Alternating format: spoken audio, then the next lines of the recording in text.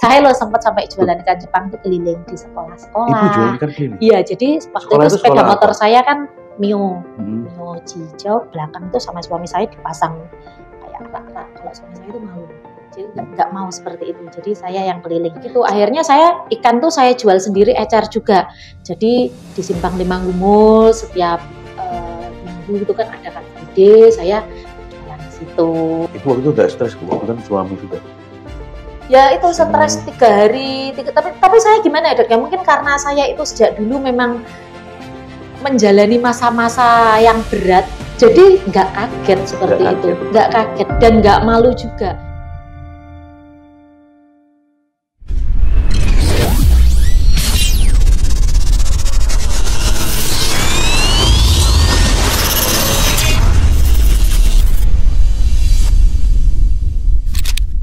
Jadi saya manggilnya Ibu Lintin. Ibu Lintin Alfa. Ibu Lintin Alfa. Ya. Kalau boleh tahu kan Ibu lulusan ITS? Iya, lulusan ITS. Angkatan tahun 2007, saya lulus tahun 2012. Oh, tapi Ibu aslinya dari Kediri? Asli dari Banyuwangi, suami saya yang Kediri. Oh gitu, ya. Jadi Ibu dari Banyuwangi, kuliahnya di ITS? Kuliahnya di ITS Surabaya, jurusan Teknik Kelautan. Teknik Kelautan? Iya. Oh, waktu itu kenapa kok ambil Teknik Kelautan?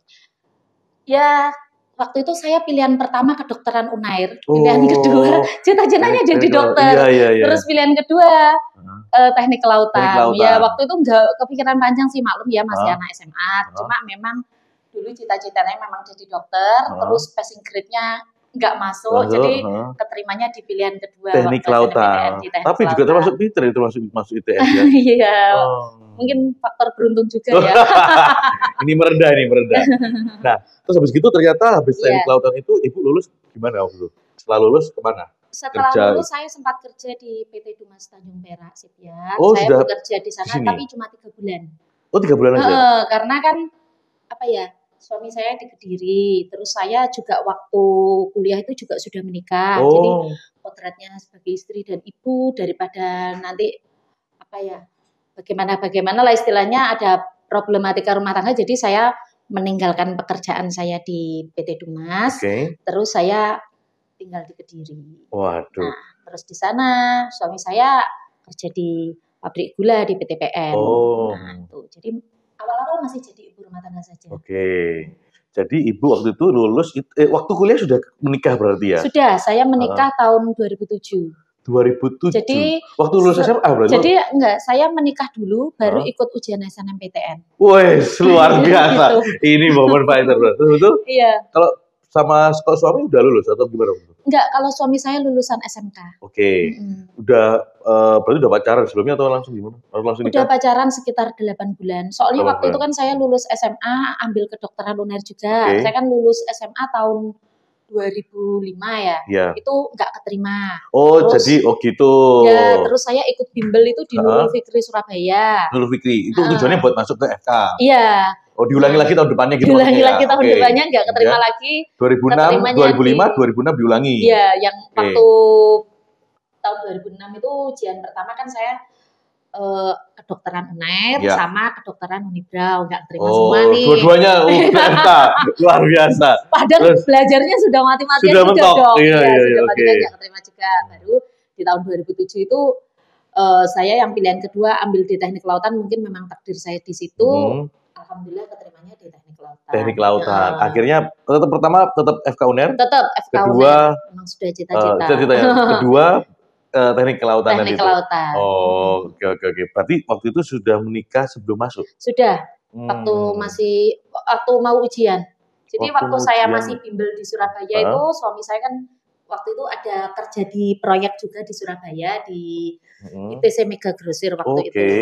Jadi memang ada perbedaan tingkat pendidikan, kasta ekonomi. Suami saya waktu itu memang buruh bangunan memang. Jadi kayak tukang cat di ITC Mega Grosir.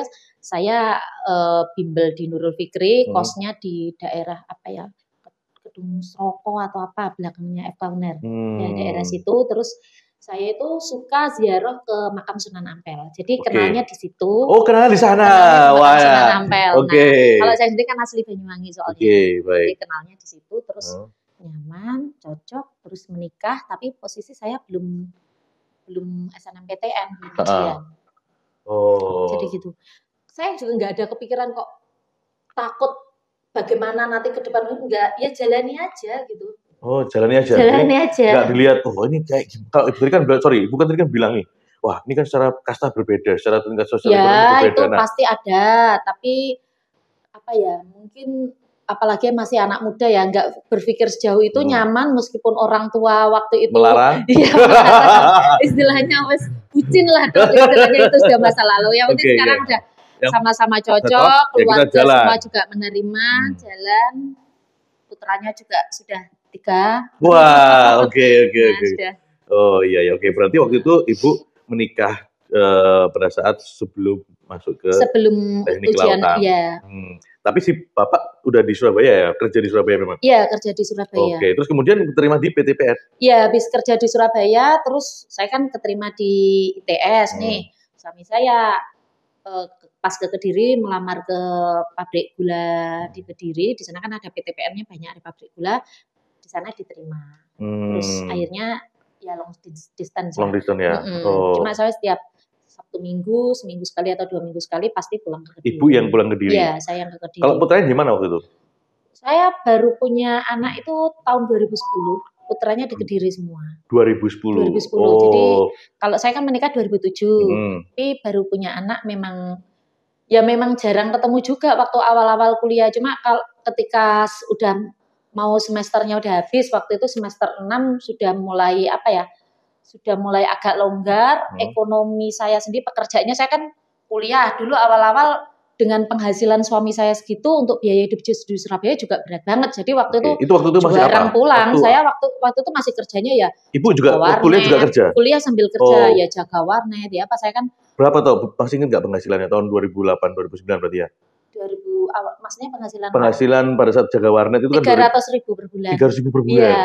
Di Surabaya. 300.000 per bulan, terus support dari suami sekitar 400.000 lah dikirim per bulan. Oh, itu suami udah pindah ke Kediri ya? Oke, jadi 700.000. Uang kosnya berapa?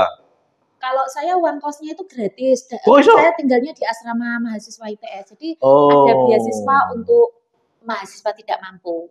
Jadi waktu itu uang masuknya di ITS itu 5 juta kalau tidak salah, waktu itu juga dapat keringanan, jadi tidak bayar sama sekali. Jadi pakai surat keterangan tidak mampu lah. Perjalanannya memang mulai dari nol kali. Oke. Terus dapat asrama juga. Terus yang penting IP-nya IP-nya itu juga tidak turun lah. Waktu itu kalau tidak salah itu dari Bapak Kepala Asrama itu mensyaratkan itu tidak boleh kurang dari 2,5.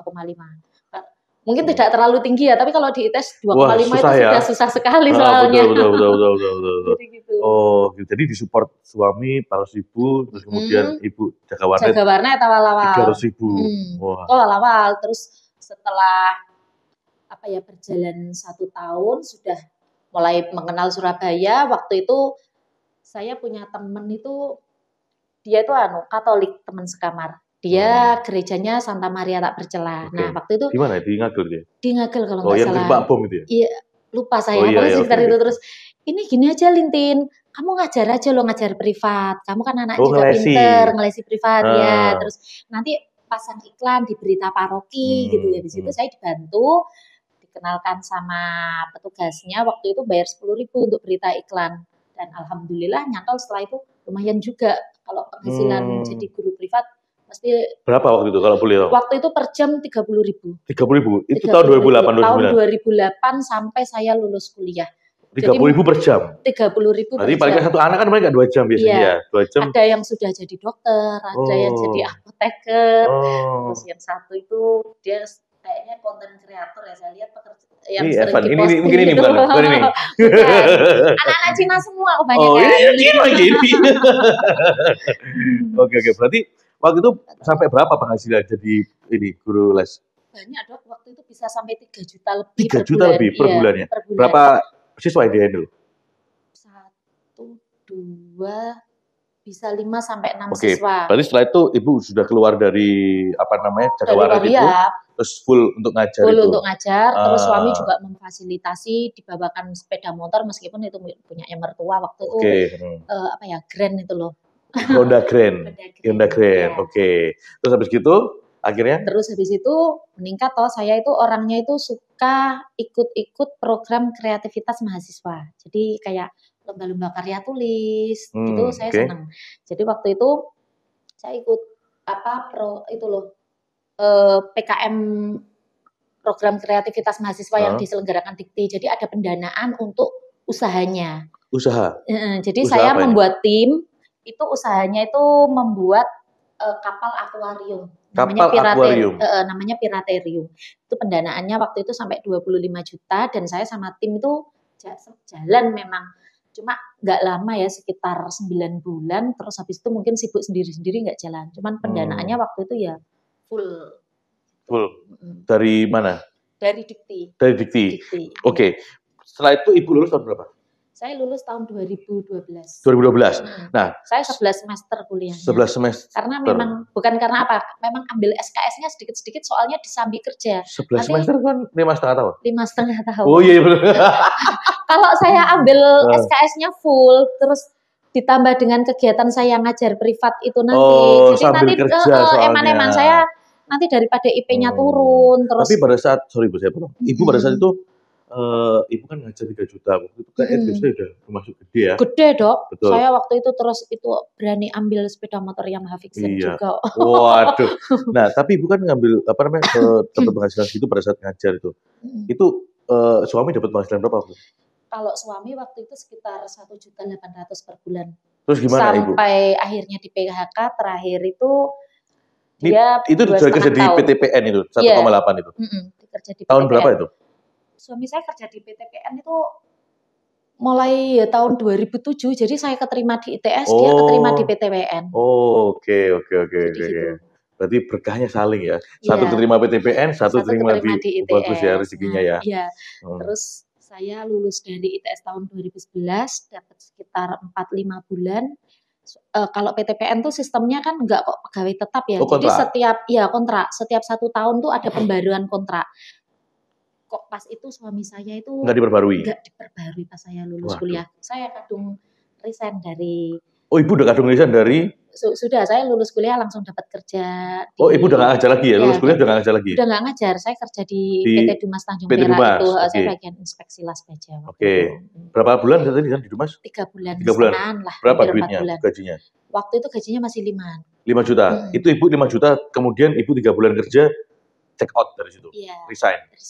Karena ya itu jarak jauh dengan suami. Setelah resign ternyata pulang ke rumah beberapa bulan suami saya malah di PHK. Nah itu ya pusing dok, saya itu ada itu posisi tahun berapa? Sorry saya ngomong.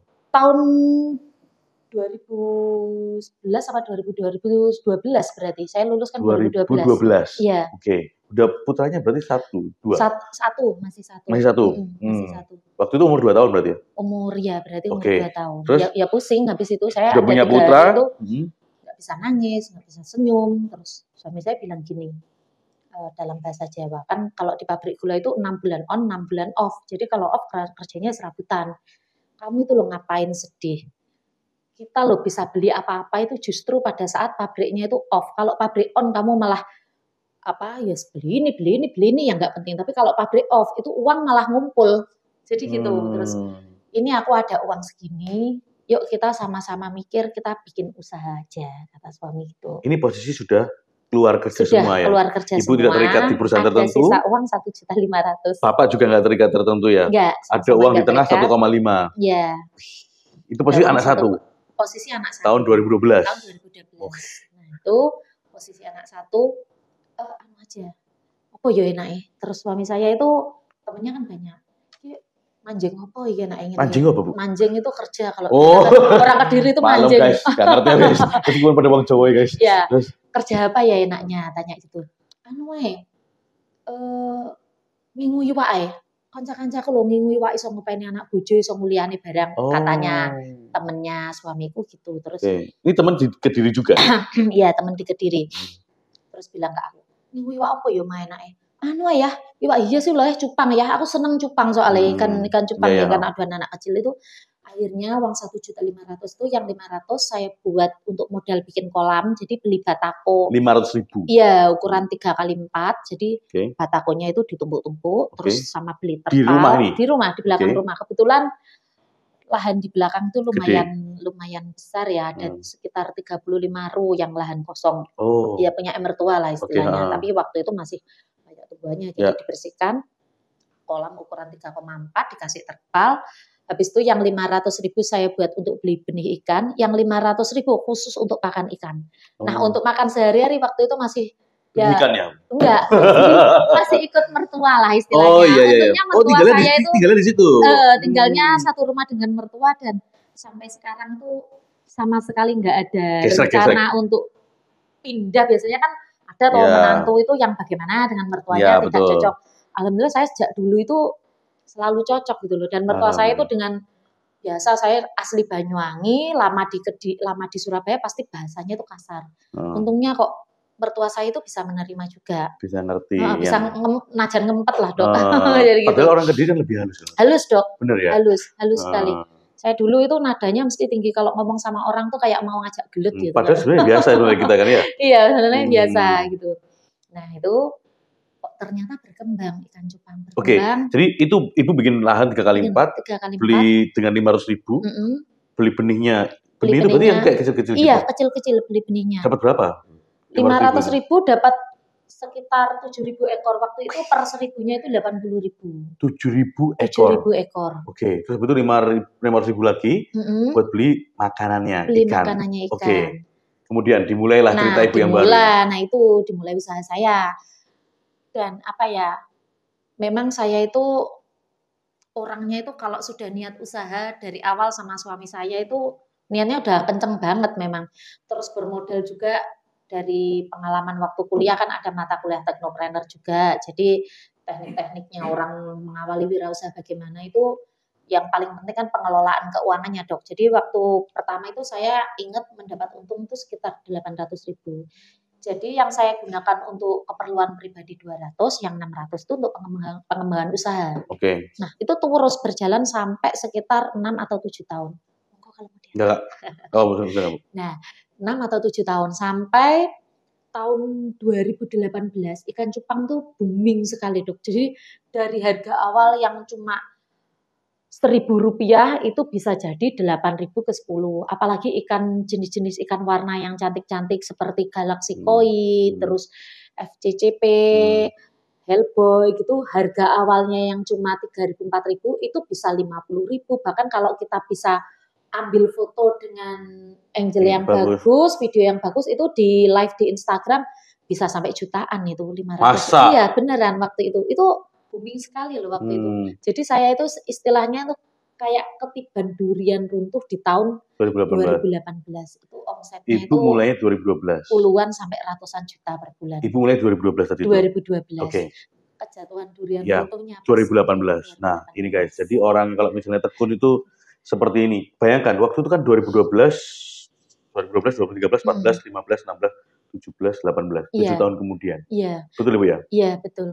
Itu pada saat 7 tahun ini kita lihatnya kan di 2012 Ibu bilangnya kayak dulu, tapi masa-masa yang 2012 masa-masa sulit dok. Saya sempat gimana? Saya lulusan ITS Surabaya itu sempat sampai bukan Ibu pride-nya kan, saya kan lulusan ITS kok. Saya sempat sampai jualan ikan cupang itu keliling di sekolah-sekolah. Ibu jualan ikan keliling? Iya, jadi waktu itu sepeda motor saya kan Mio hijau, belakang itu sama suami saya dipasang kayak rak-rak. Kalau suami saya itu malu, jadi nggak mau seperti itu. Jadi saya yang keliling. Soalnya dengan sisa keuntungan, jadi memang sudah dari awal tuh komitmen dengan suami saya untuk pengembangan usaha sekian persen, untuk kebutuhan rumah tangga itu minim sekali. Dan saya punya anak kecil, apalagi anak kecil itu sudah mau jajan dan lain sebagainya, ngerti saya sendiri juga gitu. Akhirnya saya ikan tuh saya jual sendiri, ecar juga. Jadi di Simpang 5 Gumul setiap minggu itu kan ada Car Free Day, saya jualan di situ. Ibu yang terus jual, bukan suami yang jual? Bukan, suami saya nggak bakalan mau dong. Bukan karakter suami saya banget. Saya sampai sekarang itu bagian marketing, bagian penjualan suami saya di rumah. Ibu hebat ya Bu ya. Sini momen fighter beneran. Ibu yang jualan ke SD itu gimana? Sekali jual emang laku berapa Bu? Sekali jual biasanya laku kalau di satu titik sekolah itu bisa 30 sampai 50 ekor. Terus per ekor itu 2.000. Mas, Ibu kan habis budidaya tadi, itu kan benih dulu kan awalnya. Yeah. Nah, sampai besar itu umur berapa bulan? 1 bulan. 1 bulan. Berarti bulan pertama ini Ibu ikut mertua waktu itu ya? Iya, makan dan sebagainya masih. Bulan kedua berarti Ibu sudah bulan kedua sudah mulai sendiri, meskipun ya mungkin kayak kebutuhan listrik, terus beberapa kebutuhan dapur juga masih ada support lah sedikit-sedikit, tapi berkembang terus akhirnya bisa mandiri. Cuma untuk tempat tinggalnya masih satu rumah. Ibu waktu itu nggak stres waktu kan suami sudah? Ya itu stres 3 hari, tapi saya gimana ya Dok? Ya mungkin karena saya itu sejak dulu memang menjalani masa-masa yang berat, jadi nggak kaget seperti itu, nggak kaget dan nggak malu juga.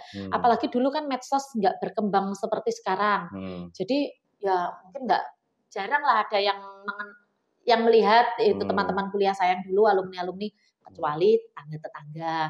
Yuk di itu Dok, di Cibir juga. Wah, lulusan ITS bakulan iwak, terus apalagi saya kan dulu juga bisnis itu. Jadi ikan cupang di Kediri itu diletakkan di botol-botol aqua yang besar, itu yang sudah dipotong atasnya terus dilubangi.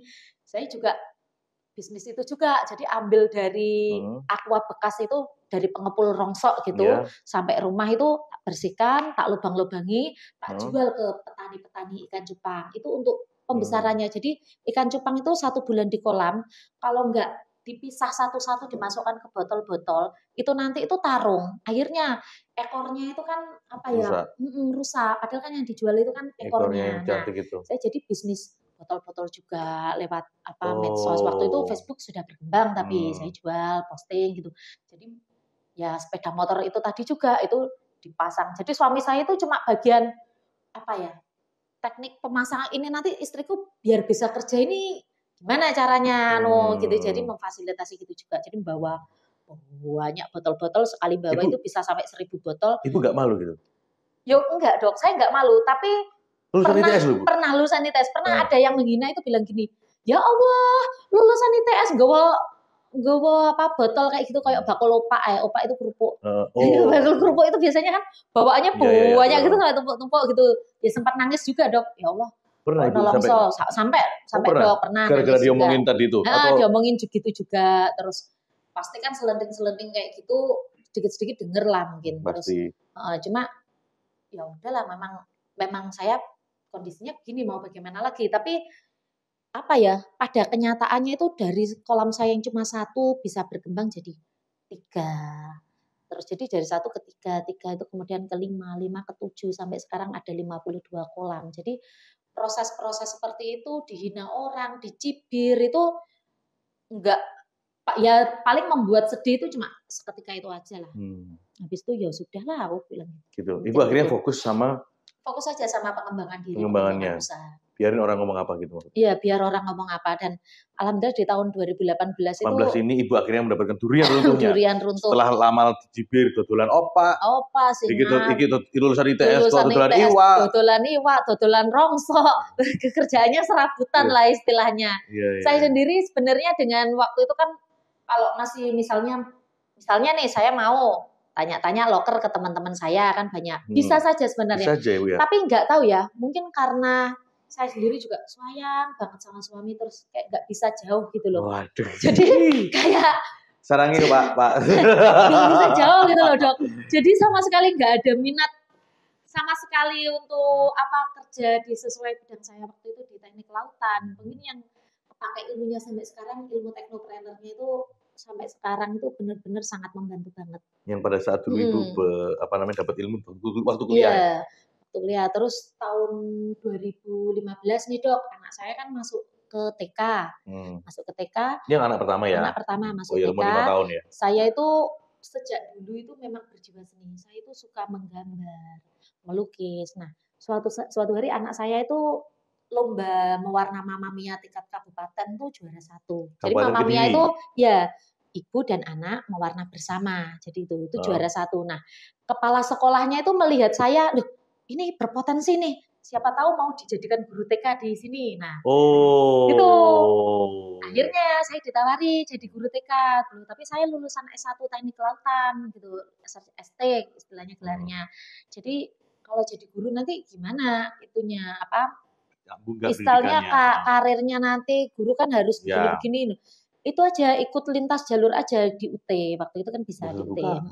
Ambil jurusan pendidikan anak usia dini. Ya udah saya sekolah aja. Suami juga mendukung. Sekolah lagi. Makanya kan. Tapi dengan tujuan buat memang mau jadi guru. Mau jadi guru TK. Guru TK. Nah, jadi saya tuh kayak apa ya? Semua pekerjaan itu senang dijalani, nggak mikir panjang. Ini nanti begini enggak. Saya jalani aja Dok. Yang penting dijalani maksimal, seneng. Terus ya itu saya 5 tahun jadi guru. 4 tahun. 4 tahun ini belajar di UT? Enggak, di UT-nya cuma 2 tahun karena lintas jalur. Oh, cuma 2 tahun di UT-nya. 2 tahun karena lintas jalur itu sudah S1. Jadi S1-nya itu setelah ST, gelar saya ada SPD AUD. Jadi Ibu ada 2 gelar ya? Ya. Wah, sarjana pendidikan. Ini momen faktor beneran. Nah, Ibu udah belajar. Saya jadi guru selama 4 tahun. Akhirnya suami saya ngurusin kolamnya segitu banyak sendirian. Wah, waktu juga, ibu sekolah ngajar full suami. Full suami. Bisnisnya ikan full suami. Selama 4 tahun full suami. Ternyata suami saya itu keteteran nih. Terus dia bilang gini ke saya, "Mah, aku keteteran. Kalau kamu memang istri yang soleha, kamu berani ninggal sekolahmu." Wah, aku langsung stres Dok. Aku itu ngajar itu bukan cari gajinya soalnya. Ngajar itu setiap hari ketemu anak kecil, anak TK itu seneng banget, bener-bener kayak nyawa saya nih ada di sini. Saya ternyata cocok jadi guru TK. Ternyata sama suami suruh berhenti. Enggak menyuruh berhenti, cuma bilang kalau kamu istri yang soleha, kamu berani ninggal sekolahmu, bantu aku di rumah. Jadi gitu. Soalnya aku manjat dewean ini kerjaan sendirian ini aku enggak ngatasi, aku butuh kamu. Tahun berapa Ibu? Berarti tahun 2019. 19. Berarti sudah durian itu sudah ini ya, sudah naik-naiknya. Sudah naik-naik cupang itu saya dan suami yang handle. Jadi pulang sekolah saya bisa terus. Cuma itu lama-lama suami saya nggak ngatasi sendirian. Terus akhirnya saya berhenti dari lembaga tempat saya ngajar TK. Terus habis itu fokus ngembangin usaha sama suami. Mulai pembenihan lele dengan sistem apa ya? Istilahnya itu stripping kalau di Kediri. Jadi pemijahan. Jadi apa ya? Ilmu teknoprenernya dan menggunakan inovasi teknologi di dalam usaha yang kita kerjakan. Jadi gitu. Itu saya ilmunya juga dapat dari jurnal-jurnal. Kebanyakan karena perikanan ya, lebih banyak ke biologi biasanya dari teman saya di Unibrau. Atau nggak itu searching bisa biasanya sekarang kan banyak bisa mudah lah untuk mengakses istilahnya. Terus juga ikan cupang itu saya menggunakan sistem jantanisasi karena ikan cupang tuh harga jantan dengan betina itu beda Dok. Jadi kalau misalnya jantan itu per ekor harganya 2.000 rupiah per ekor, betina itu cuma 300 atau 400 rupiah. Jadi saya menggunakan teknik itu jantanisasi ya, sex reversal atau apa itu kalau istilahnya itu. Jadi penggunaan hormon manusia itu direndam di air larvanya itu. Jadi saat menetas perendamannya. Bu, saya mau tanya tadi, tanya sama Bu Lintin. Ibu kan tadi sempat bilang, oh saya sayang banget sama suami. Ibu pada saat kondisi tertitik terendah tadi juga masih sayang juga sama suami. Iya Dok, soalnya suami saya itu sejak dulu itu mendukung. Kuliah, saya pulang malam itu istilahnya ngerjakan tugas sampai malam-malam. Terus saya ngajar sampai malam. Enggak, kalau ngajar itu sebenarnya enggak sampai malam, jelas siang sudah pulang. Tapi karena saya ada kelebihan mungkin ya ada kemampuan yang lebih dalam bidang IT di sekolah. Jadi kepala sekolahnya itu sering minta bantuan lebih ke saya untuk bantu misalnya ada kegiatan akreditasi sekolah. Itu mesti kebanyakan saya mengerjakan hampir 90%. Dokumen-dokumennya yang nanti untuk ditinjau sama supervisi. Apa sih yang buat Bu Lintin pada saat terendah itu kok masih dengan suami? Padahal kan tingkat perceraian tertinggi itu biasa dari faktor ekonomi. Benar nggak? Apa ya Dok ya? Mungkin teman-teman yang lihat mungkin ada juga yang justru malah percobaan faktor ekonomi malah pas sekarang ekonomi malah enak-enak. Oh gitu ya. Malah waktu pas coba dibilang sama orang-orang. Kalau misalnya berarti faktor ekonomi lagi rendah, itu dua orang itu malah kayak bukan cobaan itu karena sudah komitmen awal itu kayak biasanya orang kalau ekonomi sama-sama susah itu malah memicu perceraian. Saya sama suami itu enggak, malah bener-bener itu menikmati banget kayak prosesnya itu suka dukanya bareng saling support. terus proses misalnya menghematnya itu bareng, terus pengeluaran uang ini dipakai untuk apa? Untuk apa? Komunikasi kita itu baik banget. Justru malah sekarang itu ekonomi sudah lumayan enak itu pasti kamu itu gini-gini terus, kamu itu boros gini-gini terus. Dulu itu setiap kali saya menggunakan uang untuk apa nggak pernah sama sekali. Jadi kalau gitu orang yang sekarang lagi ekonomi susah, yaudah itu bukan cobaan. Bukan cobaan, memang itu proses yang harus kita lewati dalam berumah tangga. Semua pasti melewati. Jadi kalaupun toh nanti ekonomi pada saat di bawah, misalnya nih Dok ya, bukan saya ya, orang lain, terus terjadi perpisahan dengan yang lain. Dengan yang lain pun loh sama aja, pasti ada titik terendahnya juga. Saya sudah 17 tahun soalnya menikah dengan suami saya. Dari 2007 ya? Iya, sampai sekarang. Jadi yaitu mulai dari saling mencintai, terus titik terendah, terus menjadi sahabat, terus pernah juga jenuh. Pasti orang menikah kalau sudah lama itu rasa cinta itu hilang Dok, jenuh. Jadi suami saya jenuh ke saya suami, tapi ya alhamdulillah nggak sampai yang bagaimana lah. Kita komunikasinya tetap baik, jadi kayak jadi sahabat gitu loh, sampai kembali sayang lagi, jadi gitu. Oh gitu ya, luar biasa.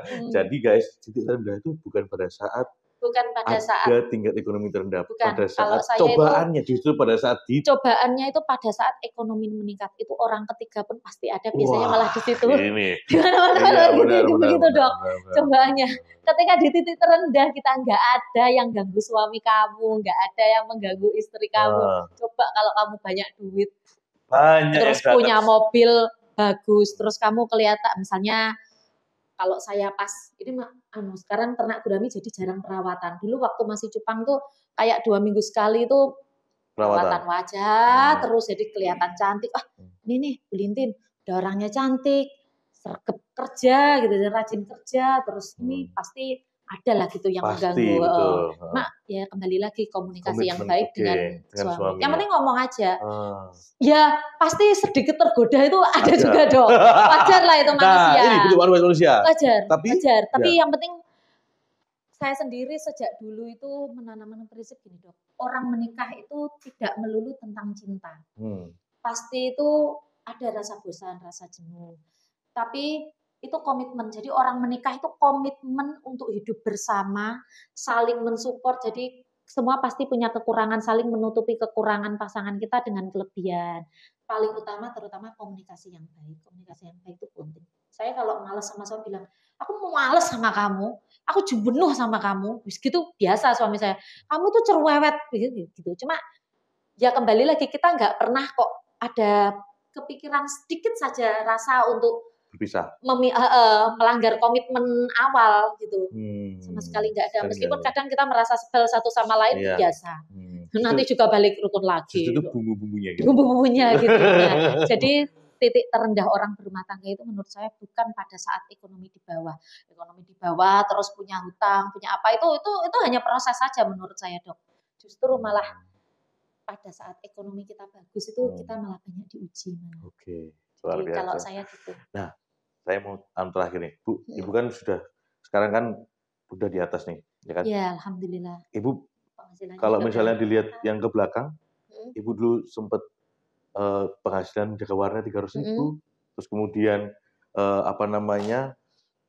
jual ikan cupang ke SD, itu kayak gitu di-in sama teman-temannya, tetangganya, dicibir, ya kan? Terus lewatin jembatan, saya ingat jembatannya itu modelnya gerujal, entah apa besi yang bergelombang. Ikannya itu lah kok jatuh. Jatuh beneran? Iya, tak adai gelas itu loh, Dok, gelas pop es itu loh. Jadinya terus sudah ada tutupnya, tapi suami saya itu masang pinggirannya itu kayaknya kurang rapat, jadinya itu numplek anu jatuh. Gerotok ceblok itu jupui meneh ya Allah, urip tapi enggak mati. Yo. Enggak mati, Bu. Yo enggak mati, soalnya airnya terus ditambahkan dari sebelah. Terus akhirnya pulang enggak jadi jualan, enggak jadi terus. Itu sudah jualan juga. Tapi enggak jadi meneruskan, pas mulai wes bad mood gitu, panas-panas. Pernah dialami? Pernah. Nah, Ibu gimana sekarang merasakan teman-teman dulu yang mencibir terus kemudian proses itu Ibu memaknai apa hari ini? Kalau saya benci atau apa enggak ya itu kalau orang dicibir itu bagian dari proses lah. Kita sudah di posisi tinggi aja sering dicibir orang, apalagi posisi terendah. Cuma saya itu juga bangga dengan keteguhan saya, perjuangan saya mulai dari kerja keras saya selama kuliah sampai lulus, terus proses saya bagaimana bisa tetap survive hidup di Surabaya dengan biaya kuliah yang tinggi. Mungkin ada beberapa yang beasiswa, tapi tugas-tugasnya anak teknik itu kan pasti banyak banget.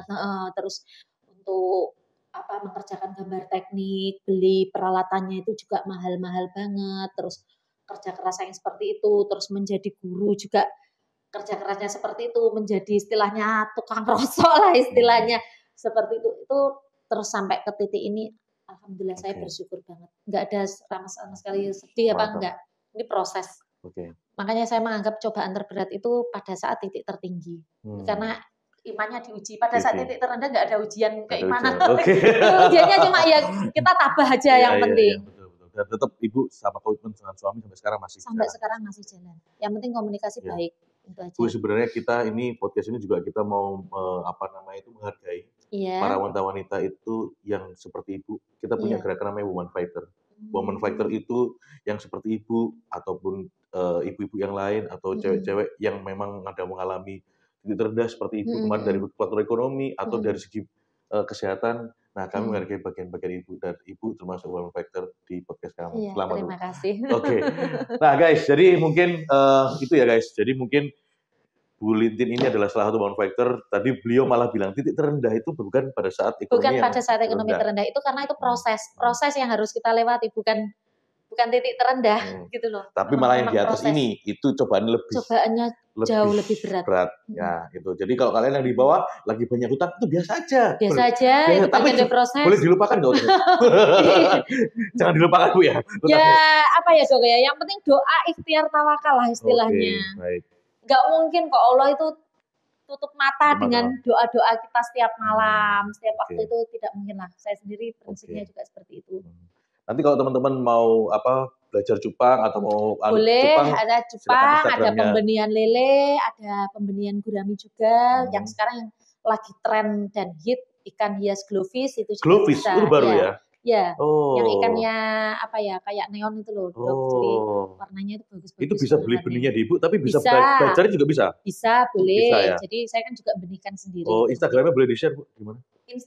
Instagram, TikTok, Facebook itu sama Lintin Alfalisa. Untuk channel YouTube-nya Mahesa Pita, tapi nggak ada konten, cuma satu kontennya untuk proses pembersihan ikan. Nggak sempet dong soalnya. Oke. Nanti kalau teman-teman ingin tahu tentang pembenihan masalah ikan-ikan tadi, monggo langsung ke Instagramnya Bu Lintin. Untuk itu terima kasih Bu Lintin telah datang ke tempat saya. Ya, sama-sama. Nanti sekali-sekali saya ingin datang ke tempatnya Ibu. Boleh ya Bu ya? Boleh sekali. Oke, thank you guys. Bye-bye. Terima kasih. Bye-bye. Assalamualaikum. Salam.